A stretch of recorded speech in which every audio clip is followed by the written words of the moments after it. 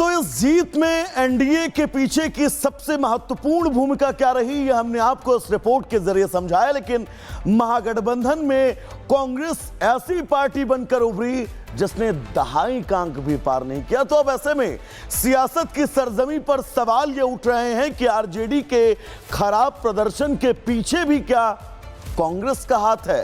इस रिपोर्ट के जरिए हम आपको समझाएंगे।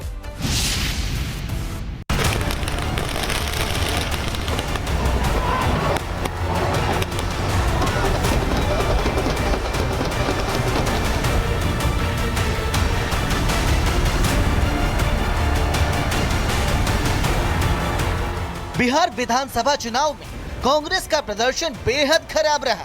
कांग्रेस दहाई का आंकड़ा भी नहीं छू पाई। वोटिंग से 1 महीने पहले बिहार में यात्रा निकालने वाले राहुल गांधी का जादू नाकाम रहा। जनता ने राहुल और तेजस्वी की जोड़ी पर भरोसा नहीं किया। महागठबंधन की करारी हार हुई। कांग्रेस नेता दबी जुबान कह रहे हैं कि हार पार्टी की कमजोरियों का नतीजा है। तो नुकसान हुआ ही है। फ्रेंडली फाइट का कोई जगह नहीं होना चाहिए। और इसमें इधर से संजय यादव जी और मेरे यहाँ जो प्रभारी थे कृष्णा अलावरू जी, तो यही लोग बता सकते हैं क्यों ऐसा हुआ।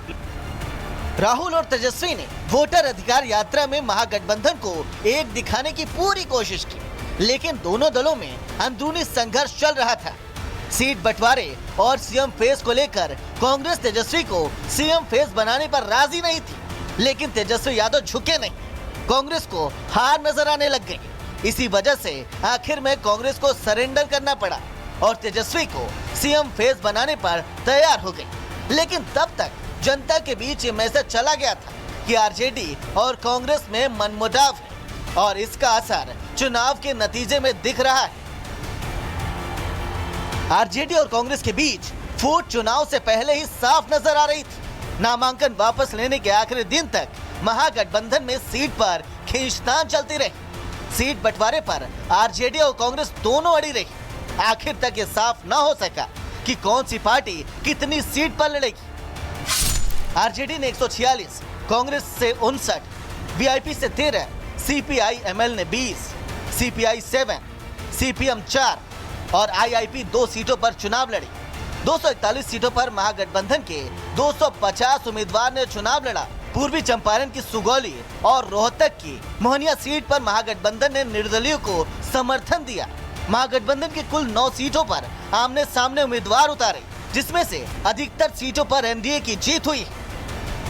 आरजेडी से नाराज चल रहे राहुल गांधी प्रचार के लिए काफी देर मैदान में है। महागठबंधन की वोटर अधिकार यात्रा के बाद राहुल गांधी साइलेंट मोड चले गए।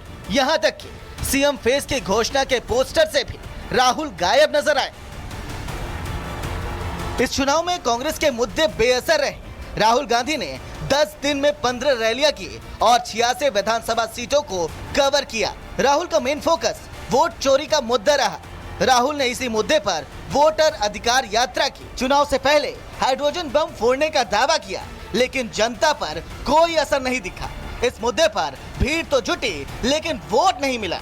राहुल गांधी की यह हार पिछले चुनाव से भी बदतर है। 2020 चुनाव में कांग्रेस ने 70 सीटों पर चुनाव लड़ा था और 19 सीटों पर जीत पाई थी। कांग्रेस का स्ट्राइक रेट 27% था। इस बार कांग्रेस 20% से कम स्ट्राइक रेट पर सिमट गई। राहुल गांधी के खराब प्रदर्शन पर विपक्ष भी हमलावर है। बिहार चुनाव में कांग्रेस की हार का एक बड़ा कारण महिलाओं की कांग्रेस से विश्वास उठना हो सकता है, क्योंकि इस चुनाव में महिलाओं का वोटिंग प्रतिशत सबसे ज्यादा रहा। अब ऐसे में ये देखने वाली बात होगी कि आने वाले समय में कांग्रेस इस भरोसे को कैसे कायम कर पाएगी। Bureau report, Republic Bharat. तो इस जीत में एनडीए के पीछे की सबसे महत्वपूर्ण भूमिका क्या रही, यह हमने आपको इस रिपोर्ट के जरिए समझाया। लेकिन महागठबंधन में कांग्रेस ऐसी पार्टी बनकर उभरी जिसने दहाई का अंक भी पार नहीं किया। तो अब ऐसे में सियासत की सरजमी पर सवाल ये उठ रहे हैं कि आरजेडी के खराब प्रदर्शन के पीछे भी क्या कांग्रेस का हाथ है। इस रिपोर्ट के जरिए हम आपको समझाएंगे।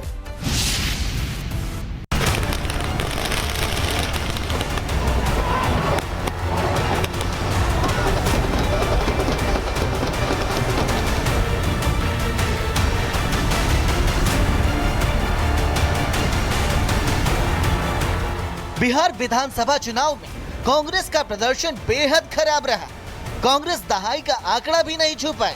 वोटिंग से 1 महीने पहले बिहार में यात्रा निकालने वाले राहुल गांधी का जादू नाकाम रहा। जनता ने राहुल और तेजस्वी की जोड़ी पर भरोसा नहीं किया। महागठबंधन की करारी हार हुई। कांग्रेस नेता दबी जुबान कह रहे हैं कि हार पार्टी की कमजोरियों का नतीजा है।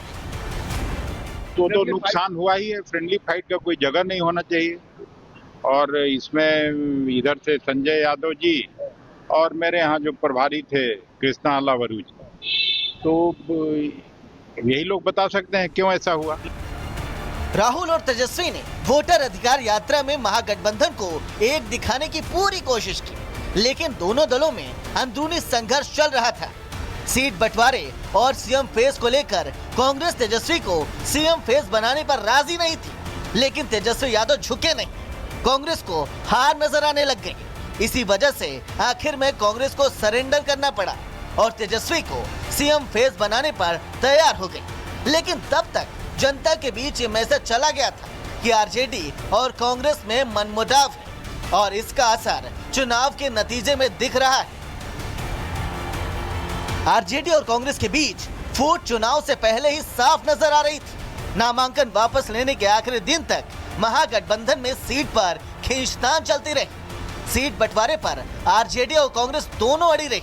आखिर तक ये साफ न हो सका कि कौन सी पार्टी कितनी सीट पर लड़ेगी। आरजेडी ने 146, कांग्रेस से 59, वीआईपी से 13, सीपीआई-एमएल ने 20, सीपीआई 7, सीपीएम 4 और आईआईपी 2 सीटों पर चुनाव लड़ी।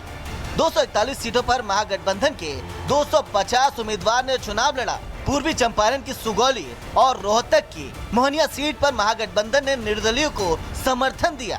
महागठबंधन की कुल 9 सीटों पर आमने सामने उम्मीदवार उतारे, जिसमें से अधिकतर सीटों पर एनडीए की जीत हुई। आरजेडी से नाराज चल रहे राहुल गांधी प्रचार के लिए काफी देर मैदान में हैं। महागठबंधन की वोटर अधिकार यात्रा के बाद राहुल गांधी साइलेंट मोड चले गए। यहां तक कि सीएम फेस की घोषणा के पोस्टर से भी राहुल गायब नजर आए। इस चुनाव में कांग्रेस के मुद्दे बेअसर रहे। राहुल गांधी ने 10 दिन में 15 रैलियां की और 86 विधानसभा सीटों को कवर किया। राहुल का मेन फोकस वोट चोरी का मुद्दा रहा। राहुल ने इसी मुद्दे पर वोटर अधिकार यात्रा की। चुनाव से पहले हाइड्रोजन बम फोड़ने का दावा किया, लेकिन जनता पर कोई असर नहीं दिखा। इस मुद्दे पर भीड़ तो जुटी, लेकिन वोट नहीं मिला। राहुल गांधी की यह हार पिछले चुनाव से भी बदतर है। 2020 चुनाव में कांग्रेस ने 70 सीटों पर चुनाव लड़ा था और 19 सीटों पर जीत पाई थी। कांग्रेस का स्ट्राइक रेट 27% था। इस बार कांग्रेस 20% से कम स्ट्राइक रेट पर सिमट गई। राहुल गांधी के खराब प्रदर्शन पर विपक्ष भी हमलावर है। बिहार चुनाव में कांग्रेस की हार का एक बड़ा कारण महिलाओं की कांग्रेस से विश्वास उठना हो सकता है, क्योंकि इस चुनाव में महिलाओं का वोटिंग प्रतिशत सबसे ज्यादा रहा। अब ऐसे में ये देखने वाली बात होगी कि आने वाले समय में कांग्रेस इस भरोसे को कैसे कायम कर पाएगी। Bureau report, Republic Bharat.